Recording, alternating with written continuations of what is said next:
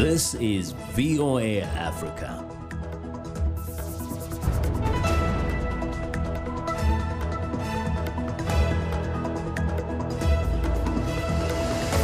Good evening, I'm Esther Githui-Ewart. It's Friday, February 28th. This is Africa 54. Nigerians are on edge as the country confirms its first case of coronavirus. Maurice Kamto, the leader of the Cameroonian opposition Renaissance movement, discusses the country's current political situation with VOA's Peter Claudy. And in our entertainment segment, highlights from the Pan-African Film Festival in Los Angeles.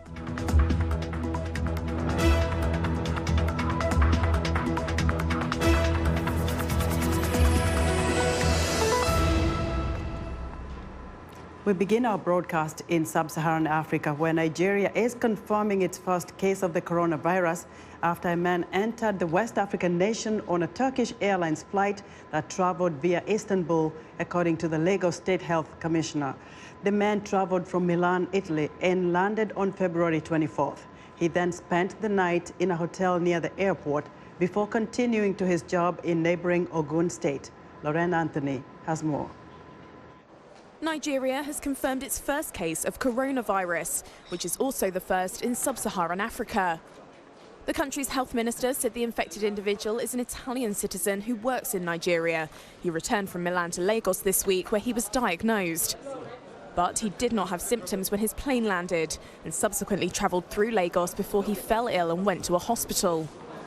Authorities say they are now working to meet and observe those who were on the flight with him and wish to identify the people he met and places he visited in Lagos.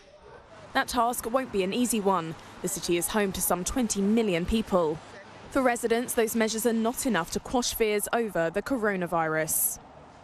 I'm really scared that we had to allow this to get to us, because we had ample time to prevent it. But unfortunately, I'm scared. I just hope, let me sound religious here, pray that it doesn't get out of hand. Personally, I've told my wife before leaving the house today, she's going to get these nose masks so that we can start using it every day. So we can start using it every day and try to protect ourselves. Nigeria says it's also focusing on international airports to control the infection and that it has at least 4 labs that can test for coronavirus. But hopes that the virus would be contained to China have largely been dashed, as cases continue to be confirmed across the globe and countries have begun stockpiling medical equipment. That was Lorraine Anthony of Reuters reporting. As Africa braces for a potential coronavirus pandemic, experts warn that health systems on the continent could be overwhelmed, but say the slow arrival of the virus reaching Africa on a large scale has given medical officials valuable time to prepare. Henry Ridgewell explains. At Dakar Airport in Senegal and at transport hubs across the continent, authorities are trying to detect and intercept suspected coronavirus patients. Single cases have been detected in Egypt and Algeria. The World Health Organization warned Thursday that no country can assume it is safe from the virus. This virus does not respect borders. It does not distinguish between races or ethnicities. It has no regard for a country's GDP or level of development. The point is not only to prevent cases arriving on your shores. The point is what you do when you have cases. Until this month, Senegal's Pasteur Institute was one of only 2 African research laboratories able to test for the virus. If it is detected sooner, that will be more effective in limiting its spread. The apparent delay in any African outbreak has given the continent time to prepare. The World Health Organization says more than half of sub-Saharan countries are now equipped with laboratories that can test for the virus. It's not as extensive as we need it to be, and the testing that's going on in countries isn't as complete as we'd like it to be. But the fact that we've been able to stand this up in relatively short amounts of time, I think represents progress. It's feared that an undetected outbreak could rapidly escalate into a health crisis. Around 80% of people with coronavirus have only mild symptoms, meaning the true prevalence is likely underreported. Most fatalities have occurred in those with underlying health problems. But a pandemic in Africa would overwhelm medical facilities. It's an issue when it comes to managing other medical problems. So that means that people with heart disease and things aren't necessarily able to visit the hospital or to get an appointment. And subsequently, we could see increased mortality from other medical problems simply because they can't access the health system.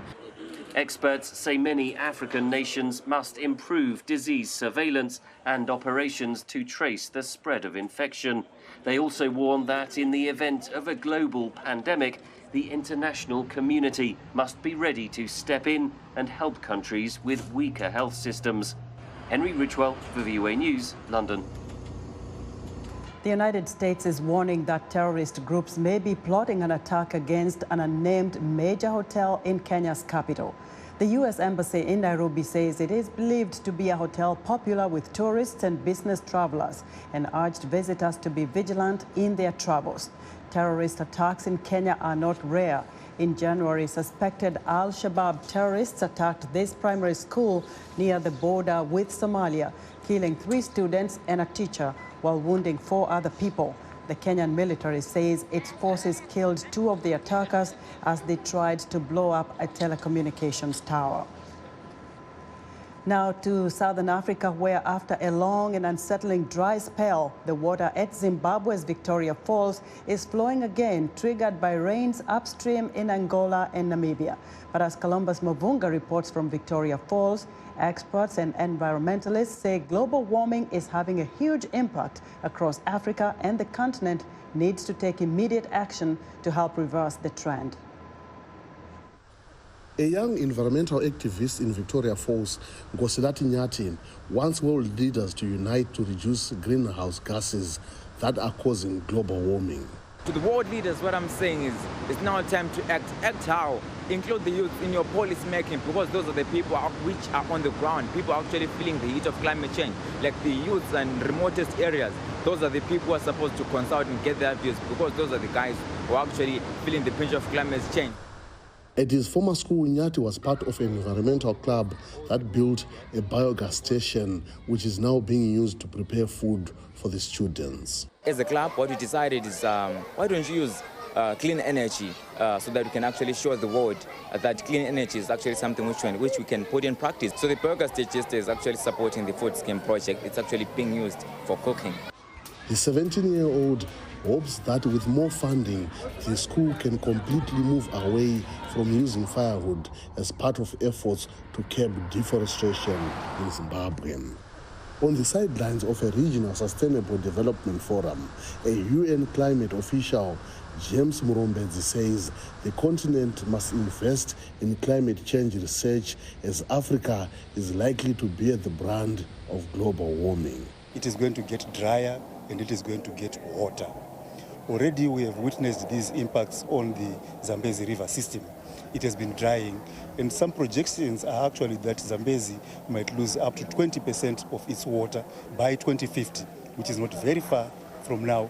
If that happens, then Kariba Dam, for instance, is going to lose up to 60% of its generation capacity. Victoria Falls might dry up, which means that you are going to lose a lot of the tourism revenue.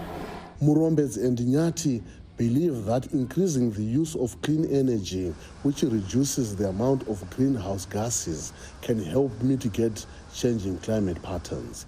Africa has little time to lose. The UN says recurring droughts have left almost 23 million people in Africa food insecure.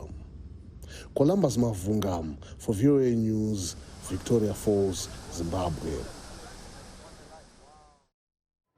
Maurice Kamto, the leader of the opposition Cameroonian Renaissance movement, says his party is vindicated for boycotting recent legislative and local elections. His comments come after opposition and civil society groups rejected the outcome of the polls, saying they were fraught with irregularities and rigging. Kamto spoke with VOA's Peter Clotty about the impact of the decision to boycott the vote. Cameroon is facing a terrible situation with the civil war ongoing in the English-speaking part of the country, northwest and southwest. And we've been submitting proposals to the government for the past 3 years, and nothing has happened yet. It looks like some people in the government think they will win the war militarily. We don't believe in that.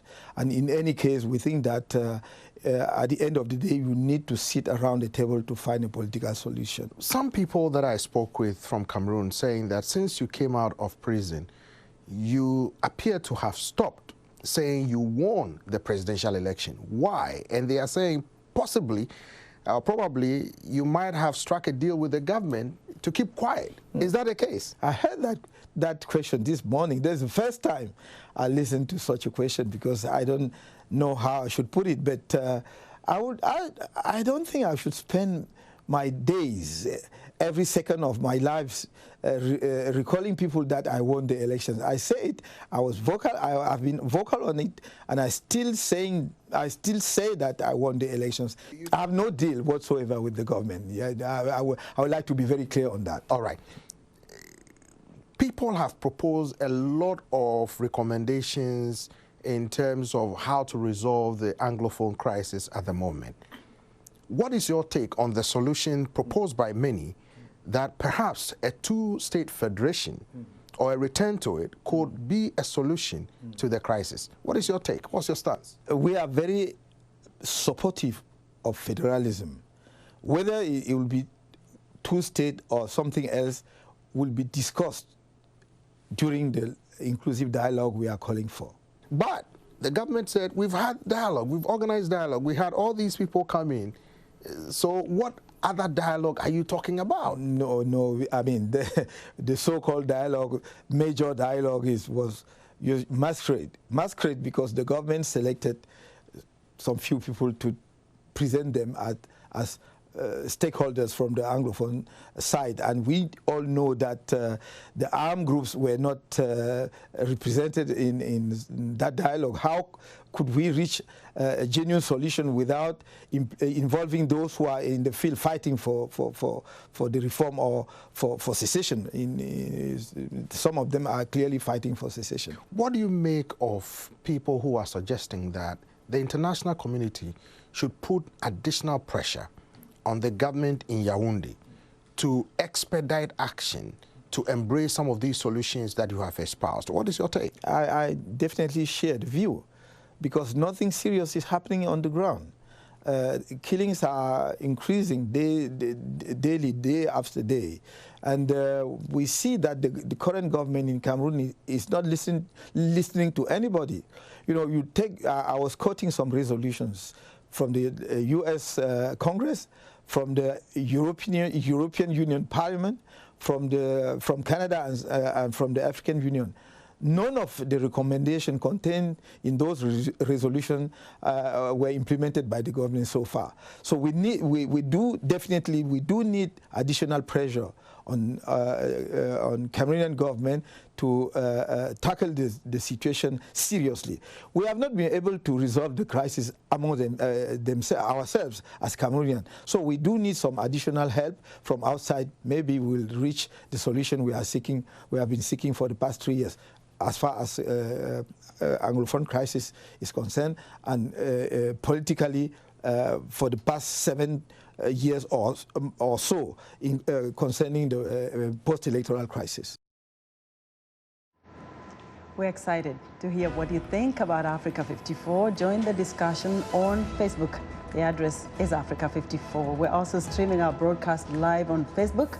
Please watch and share our show with your friends. Also check out our headlines 24/7 on voaafrica.com. Still to come, highlights from the largest black film festival in the United States. We'll be back.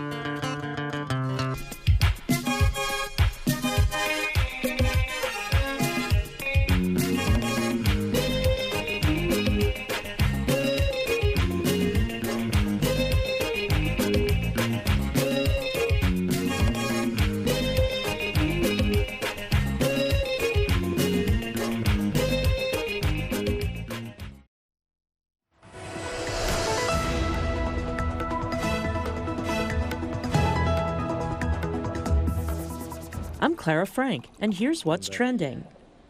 A South African startup has launched a range of canned wines and is looking to expand. Uncanny hopes to cash in on a global trend where millennial wine lovers are moving away from bottled wine. Its cans of premium red and white wines are the first to be certified by South Africa's Wine and Spirit Board and are also vegan-friendly. South Africa produced more than 820 million liters of wine in 2018, making it one of the top 10 producers worldwide. It recorded total sales of about $1.7 billion in 2018, according to an industry body. Next up, a new food tech startup says its vegan steak can not only fool the taste buds into thinking you're eating beef, but also offer a more sustainable food supply system. Nova Meat says their method of 3D printing plant-based proteins can produce a vegan meal with the texture and appearance of a real beef steak. Described as an Nespresso for meat substitutes, the novel 3D printer uses syringes filled with plant-based ingredients that form a fibrous meat-like structure to build up the shape the chef wants. The company estimates that to print 1 kilogram of steak costs about $30. And that's what's trending today. Elsewhere, Democratic candidates in the race for the White House are stomping across South Carolina on Friday ahead of Saturday's critical primary. The Democratic Party finds itself at a crossroad at a crucial time in the 2020 election cycle due to the sharp divide between the party's progressive wing and the moderates. VOA national correspondent Jim Malone explains. The liberal-moderate split was on full display during the latest Democratic debate in South Carolina, broadcast by CBS News. Tom, I think she was talking about my plan, not yours. Frontrunner Bernie Sanders defended the core vision of his campaign, that government take the lead to improve the lives of all Americans. That is not an economy that's working for the American people. That's an economy working for the 1%. We're going to create an economy for all, not just wealthy campaign contributors. But Sanders got plenty of pushback in the debate from moderates who fear his nomination would send the party to defeat in November against President Trump. Former South Bend, Indiana Mayor Pete Buttigieg was among those sounding the alarm. I mean, look, if you think the last 4 years has been chaotic, divisive, toxic, exhausting, imagine spending the better part of 2020 with Bernie Sanders versus Donald Trump. Think about what that will be like for this country. But Sanders and his supporters argue his success shows the Democratic Party has moved to the left since 2016 and is drawing in younger and more engaged voters. Analyst John Fortier. Well, I think he has some strength. He has a good core of people who are going to be with him no matter where he is, and he's likely to do very well winning or coming in second in states ahead. So he's in a pretty strong position. But as Sanders rises, moderate Democrats like Jim Kessler grow more concerned. If you add up the moderate votes together in the early primaries, more people are voting for moderates. For a mainstream candidate to win, that number needs to consolidate in terms of who's vying for those votes. Moderates like Buttigieg, former Vice President Joe Biden, Minnesota Senator Amy Klobuchar, and former New York City Mayor Michael Bloomberg believe Trump and his Republican supporters would be thrilled if Sanders won the Democratic nomination. Analyst Matthew Dalek. They would be able to kind of exploit Sanders, some of his past positions, Medicare for all. So I think it's a much bigger target politically for the Republicans to have someone like a Bernie Sanders at the top of the ticket. We cannot continue to have a president who is a pathological liar. Sanders will continue to have an advantage in the primary race as long as the moderate contenders fail to rally around one candidate, says Darrell West. All of them have certain advantages, but certain minuses as well. And I think for one of the moderates to defeat Sanders, the field is really going to have to coalesce around one of those individuals. The Democratic race is now in a crucial stage, with numerous primaries in larger states coming up over the next several weeks, with a few thousand delegates at stake. Jim Malone, VOA News, Washington.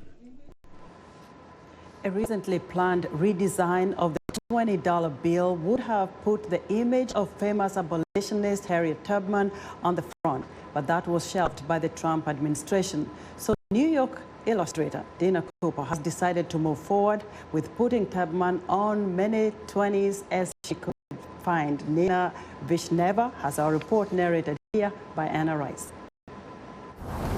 Brooklyn illustrator Dina Cooper is doing what the U.S. Treasury Department said it would do years ago. She's swapping the face of President Andrew Jackson for that of abolitionist Harriet Tubman on $20 bills. Well, she's stamping one on top of the other, rather. I just kind of did a study on her face for these 6 different angles, and then I took these as reference, and that's how I made the final artwork.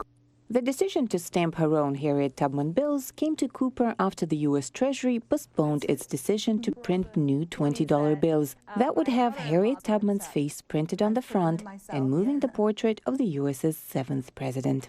Andrew Jackson is not a great figure in American history. He enacted the Indian Removal Act. So I think that we should definitely consider who we're enshrining on our currency. The changes were supposed to happen in 2020 to celebrate the 100th anniversary of the 19th Amendment that allowed women to vote. Yet the initiative was tabled by the Trump administration until 2026.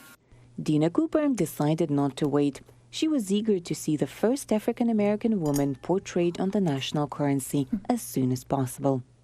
I grew up only 40 minutes away from where Harriet Tubman was enslaved.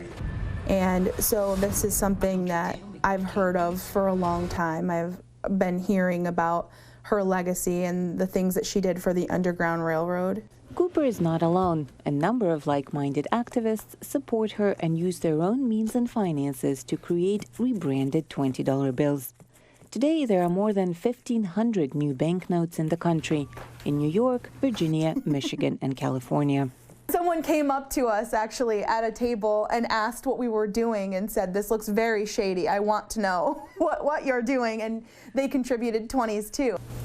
Okay, I have 20. Can you do it? Mm-hmm. Giving the $20 bill a new face is perfectly legal, Cooper says. As long as the special magnetic stripes are intact, the bill has to be accepted anywhere in the country.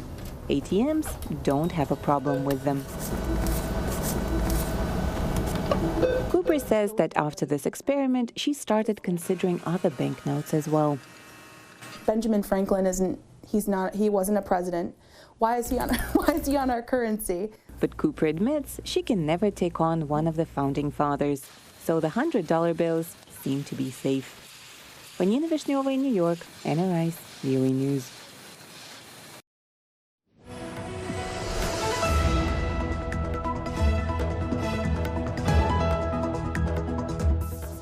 It's time for Entertainment Report, and joining me now is Music Time in Africa host Heather Maxwell with a very special presentation for us today. Hello, Heather. Hi, Esther. The 28th edition of the Pan-African Film Festival recently wrapped up its showings in Los Angeles. Created by actor and producer Danny Glover, this event is the largest black film festival in America. Special correspondent Akia Badu reports, and VOA's Michelle Joseph narrates. Over 150 new films from all over Africa were released for 10 days. A short film caused a sensation. Code Switch film by Sigin Ojulu. The Sudanese won the award for Best Narrative Short. I'm the director, producer, writer, and actress for Code Switch film. And I'm a director and actress here in Los Angeles. Born and raised in Sudan, and I came here to make films, essentially. and I essentially came into films because I never really saw myself as, I didn't see myself represented as a girl next door. No one ever saw anybody dark like me. I come from Nubia, I come from Sudan, where there's this rich history, even before the Europeans came, even before the Ottoman Empire came in Sudan, and all of the oral histories that we've been hearing and all of the magic and the beauty that we've seen in Black Panther, that's stuff that we grew up on. Presented for the first time to the American public, D'Errance, the latest Apolline Traoré film, awarded at the last FESPACO, was a great success with the public. The actors made the special trip from Côte d'Ivoire. This movie talks about the war in 2010, the war in Ivory Coast, and also a father who left his country Haiti, where there was war, to seek refuge in Ivory Coast. The rest you will see in the film.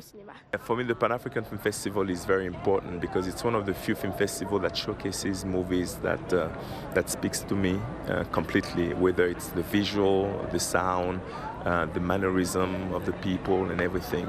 The Film Festival, we're in our 28th year, and what our mission is to showcase the various voices and stories of the Pan-African world. And when we say the Pan-African world, wherever there's a black community or a black country making films.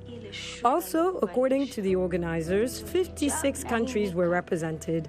Many topics have been discussed, such as forced marriages, incest, the ill treatment of albinos on the African continent, or the quest for the fantasy El Dorado in the West, at the cost of a perilous or even fatal journey via the Nigerian desert.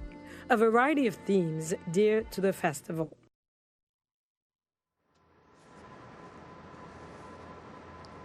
And that's our entertainment report for Friday. Esther, back to you. You're ready for the weekend. Hi, Heather. Thank you so much. Friday for another exciting entertainment report right here on Africa 54. And that's our show for today. Be sure to watch Africa 54 on our website at voaafrica.com. From all of us here in Washington, have a great weekend.